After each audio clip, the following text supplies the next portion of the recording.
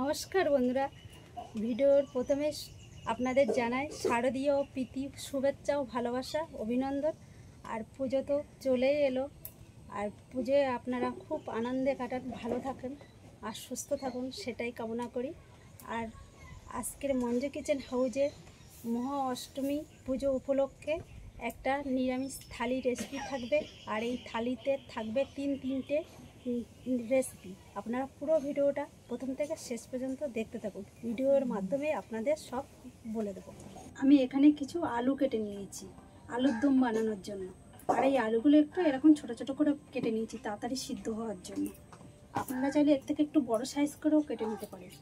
এবার আমি কিছু মশলা বেটে নেব। এখানে পোস্ত নিয়েছি, চালমগজ নিয়েছি, কাজু আর 3-4টে কাঁচা লঙ্কা, এগুলো সব একসাথেই বেটে নেব।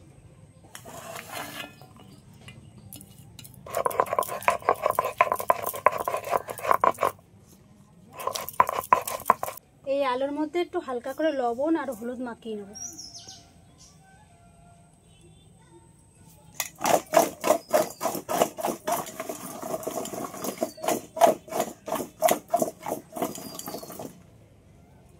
এর কড়াইয়ের মধ্যে দিয়ে দিচ্ছি সরষের তেল। এবার সব আলুগুলো একটু লাল লাল করে ভেজে নেব।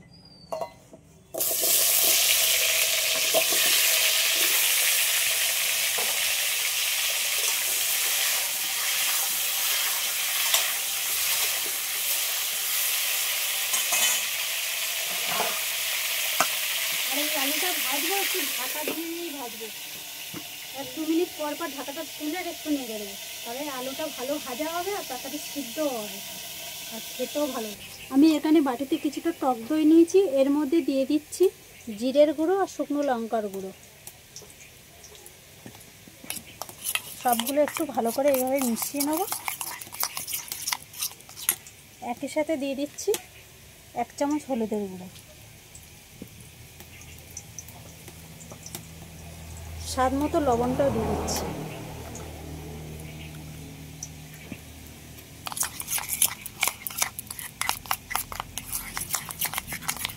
এই আলুটা ভাজতে ভাজতে প্রায় হাফ পজিশন মতন ভাজা হয়েছে, এর মধ্যে একটা গোটা টমেটো দিয়ে দিচ্ছি।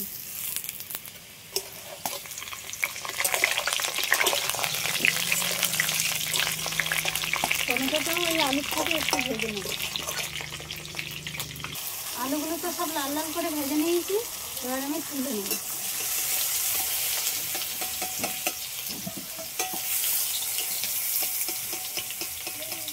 আলুগুলো কত সুন্দর ভাজা হয়েছে। তেলের মধ্যে দিয়ে দিচ্ছি 2টো লঙ্কা ফোড়নে, কেটে নিয়েছি লঙ্কা দুটো।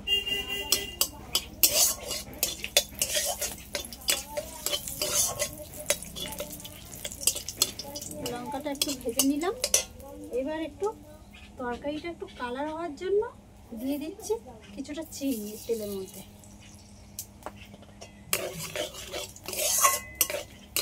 কালারও হবে আর নিরামিষ তরকারি তো খেতেও কিন্তু ভালো লাগবে।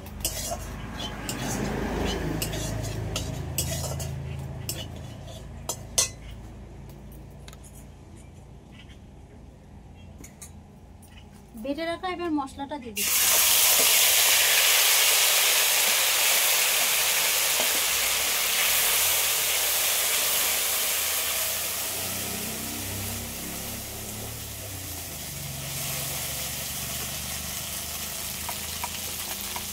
টক দই দিয়ে যে মশলাটা বানিয়ে রেখেছিলাম সেটা এবার দিয়ে দেবো।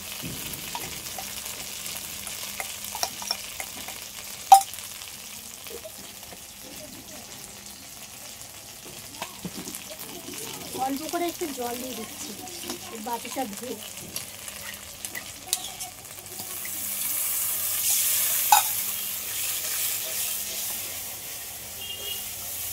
মশলাটা একটু হালকা করে কষে নিয়েছি, এবার আমি ভেজে রাখা আলু আর এই টমেটোটা দিয়ে দিচ্ছি।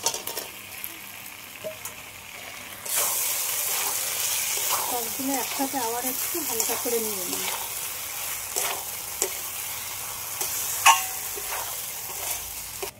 আর যারা পুরো কষা খেতে চান এরকম অবস্থায়ও কিন্তু নামিয়ে নিতে পারেন। আলুটা কিন্তু তখন একটু বেশি করে সিদ্ধ করে নিতে হবে। এবার আমি অল্প করে পরিমাণ মতন জল দিয়ে দেবো।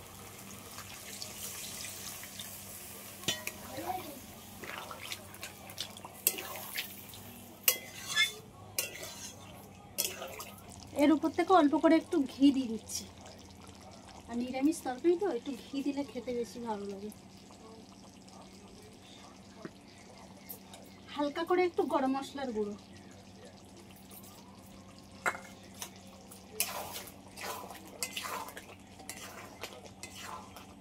নিরামিষ আলুর দম হয়ে গেছে, এবার আমি নামিয়ে নেব।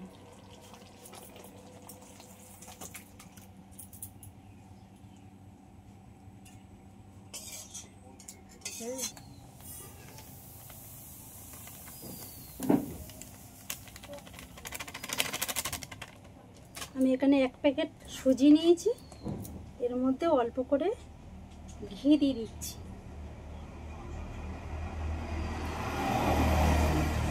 এই 1 চামচ মতো দিয়ে দিলাম। এবার সবগুলো একটু এভাবে মাখিয়ে নেব। সুজির সাথে এভাবে একটু মাখিয়ে নিলে ঘিটা, তাহলে সুজিটা খেতে বেশি ভালো লাগবে। এবার এই সুজিগুলো কড়ার মধ্যে দিয়ে দিচ্ছি। এই সুজিটা একটু লাল লাল করে ভেজে নেব। আর সুজি একটু লাল লাল করে ভাজলে সব থেকে বেশি ভালো হয়। আমি এখানে 500 গ্রাম গরুর দুধ নিয়েছি। এই দুধের মধ্যে অল্প করে লবণ দিয়ে দিচ্ছি। এই লবণটা দুধের সাথে একটু এরকম ভালোভাবে মিশিয়ে নিলাম। এবার আমি এই সুজিটা একটু এরকম লাল লাল করে ভেজে নিয়েছি। এবার এই সুজির মধ্যে এই দুধটা দিয়ে দেবো।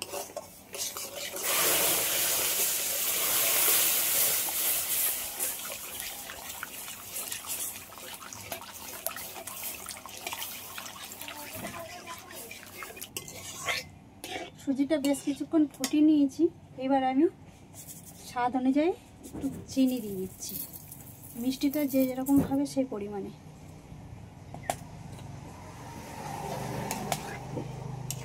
এর উপর থেকে কিছুটা খোয়া ক্ষীর গ্রেট করে রেখেছি, এটা দিয়ে দিচ্ছি। হাফ দিয়ে দিলাম, পুরোটা দিলাম না। সবগুলো একসাথে একটু ভালো করে মিশিয়ে নেব। আর আপনারা চাইলে এলাচ ফাটিও দিতে পারেন। এলাচটার একটা ফ্লেভার আছে, ওটাও কিন্তু দারুণ লাগে খেতে। খোয়া ক্ষীর দিয়ে সুজির হালুয়া হয়ে গেছে, এবার আমি নামিয়ে নেব।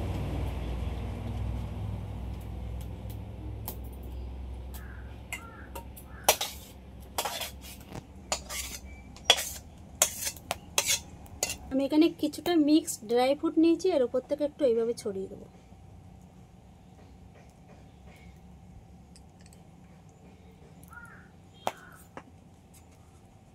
অল্প করে খোয়া ক্ষীরও দিয়ে দিচ্ছি এর উপর থেকে। আমি এখানে 500 গ্রাম ময়দা নিয়েছি। আর এই ময়দা দিয়ে অসংখ্য লেয়ারযুক্ত একটা কচুরির রেসিপি এবার আমি বানাবো। মাসি ময়দায় ছাতু দিচ্ছে কেন? এই ছাতুটা দিলে কি হবে, এই কচুরিটা কিন্তু খুব নরম হবে আর খেতেও কিন্তু ভালো লাগবে। এবার আমি এই 1 বাটি ছাতু নিয়েছি, ছাতুটা এই ময়দার মধ্যে দিয়ে দিচ্ছি।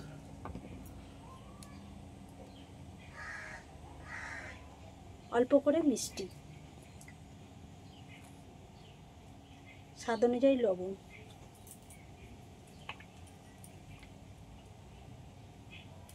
সাদা তেল, সব একসাথে একটু ভালো করে ময়াম দিয়ে নেব। মাসি এইভাবে করলে কি খেতে ভালো হয়?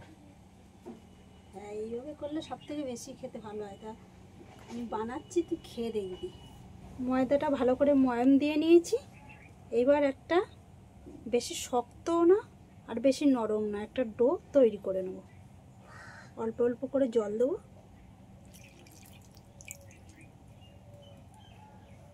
আর দিয়ে একটা ডো মাখিয়ে নেব।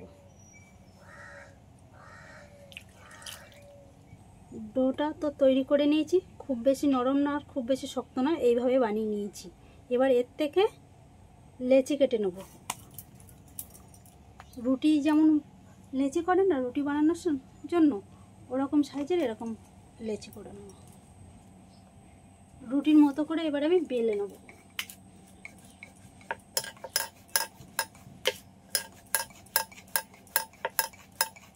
এইভাবে সব রুটিগুলো তো আমি বেলে নিয়েছি, এর উপর থেকে সাদা তেল লাগিয়ে দেবো এইভাবে।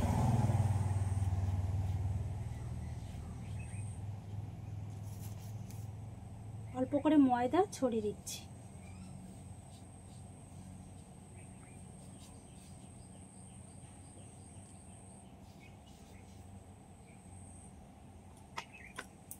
একটা রুটি এর উপরে দিয়ে দিচ্ছি।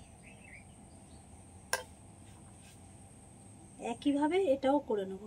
এরকম ভাবে 5 থেকে 6টা রুটি এইভাবে দিয়ে নেব। এবার আমি একটা রোলের মতো পাকিয়ে নেবো এইভাবে।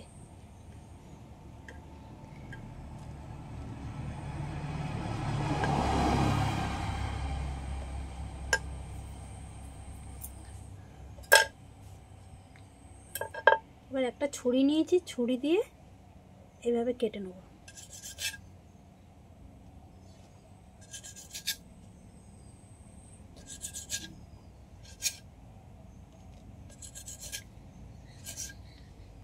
এবার যে লেচিগুলো কেটে নিয়েছি একটু হাত দিয়ে এইভাবে আলতোভাবে চেপে নিচ্ছি, নিয়ে একটু হালকা করে এইভাবে চেপে একটু বেলে নেব।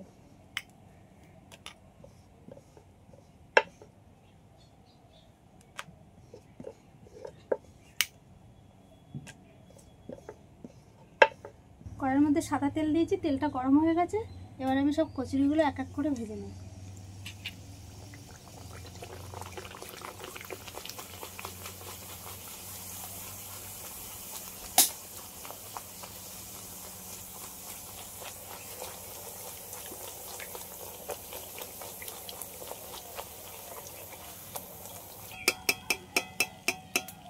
কচুরিগুলো সব এরকমভাবে সব ভেজে নেব। এগুলো এসছে দেখছি, দেখতে কি দারুণ লাগছে। প্রত্যেকটা লুচিতে এরকম, লুচি বলতে কচুরি, প্রত্যেকটা কচুরি এরকম লেয়ারটা এসছে। আমাদের তো থালি নিরামিষ রেসিপি তো হয়ে গেছে। এবার আমরা সব খাওয়া দাওয়া করতে বসেছি। আর শুধু খাওয়া দেখ কেমন হয়েছে। তখন তুই জিজ্ঞাসা করছিলি যে কেমন লাগবে খেতে, খেয়ে বল কেমন হয়েছে। হেভি হয়েছে।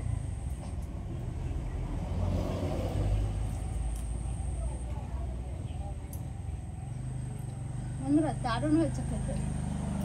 মহা অষ্টমীতে এরকম নিরামিষ রেসিপি আপনারা বাড়িতে বানিয়ে খেয়ে দেখবেন, দারুণ লাগে খেতে। আর আপনাদের যদি এই ভিডিওটা ভালো লেগে থাকে, লাইক কমেন্ট শেয়ার করে আমার বন্ধু হয়ে পাশে থাকবেন।